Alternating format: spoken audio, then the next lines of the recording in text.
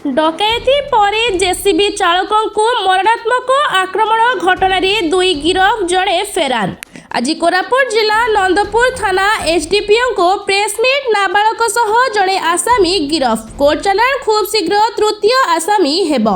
गिरफ SDPO गत मास 28 तारिख राति राणी डुडुमा पर्यटन क्षेत्र निकटस्थ सरबती घाटी रास्तार घटी डकैती और मरणात्मक आक्रमण घटन नंदपुर पुलिस को बड़ सफलता मिली। एही घटना रे संपृक्त 3 जण आसामी मध्यरु जड़े नाबालक सह जड़े वयस्क आसामी को पुलिस गिरफ करिछि। गिरफ आसामी हेले नंदपुर थाना अधीनस्थ परजा मुठाई पंचायत अंतर्गत मांगलीगुड़ा ग्रामर सुनील खिल। आज एही दुही आसामी को कोर्ट चालाण करा जायथिबा बेले तृतीय आसामी को खूब शीघ्र गिरफ करा जिवो बोली एसडीपीओ देवेंद्र मल्लिक प्रेसमिट माध्यम सूचना दैछंती। एसडीपीओ सूचना अनुसार हाटसुकु ग्रामर जेसीबी ऑपरेटर बलभद्र हंताल और तांको हेल्पर विजय गुंठा गत मास 28 तारिख राति सरबती ग्राम काम सरे एक एचएफ डिलक्स बाइक जोगे नंदपुर आसी फेरुथिबा समय सरबती घाटी रास्तार मुखा पिंधा 3 जण अजणा युवक रास्ता अटकाई हथियार सह मरणात्मक आक्रमण करथिले।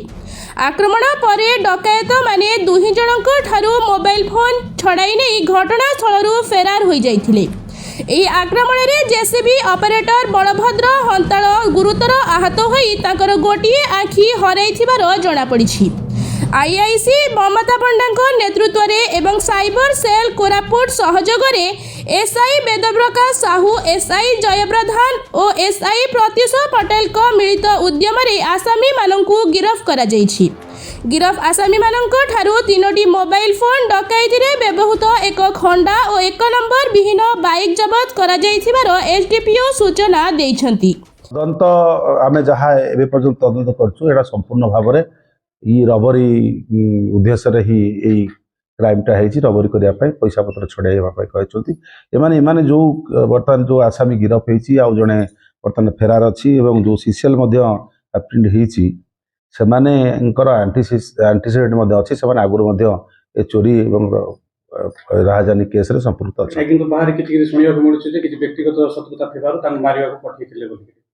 व्यक्तिगत शत्रुता जिनसटा जोटा आपण कहते सेटा आमर सेमती किसी आम पाखक तदंत जना पड़ी ना जदि भविष्य किसी आसो से आम तदंत परिसमाप्त करूँ किंतु एवं सुधा जना पड़ुଛି एटा निश्चित भाव में आमर ताकतरू टंका एवं मोबाइल छड़ाइबा उद्देश्य करते एवं ये केस को आम डिटेक्शन करूँ तार मोबाइल फोन से गाड़ी जो व्यवहार करते जो खंडार से आनी आम जबत कर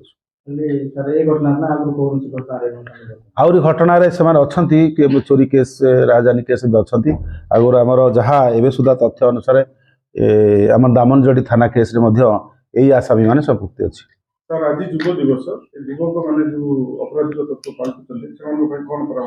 निश्चित भाव में आजिकल कौन हो गोटे इज क्राइम कर फॉर फैशन लाइफ एक्चुअली मु युवक मान को कहबी से माने क्राइम करिकी कौनसी फैशनेबल लाइफ मेंटेन करने चेष्टा न करंतु परिश्रम करंतु पाठ पढ़ंतु ये युवक मान पाठ पढ़ंतु परिश्रम करंतु रोजगार करंतु हेले रोजगार करिक से माने निजर लाइफ टा भल भाव मेंटेन करंतु किंतु चोरी राहजानी डकैती ये सब जिनस इनवल्व होंतु नहीं।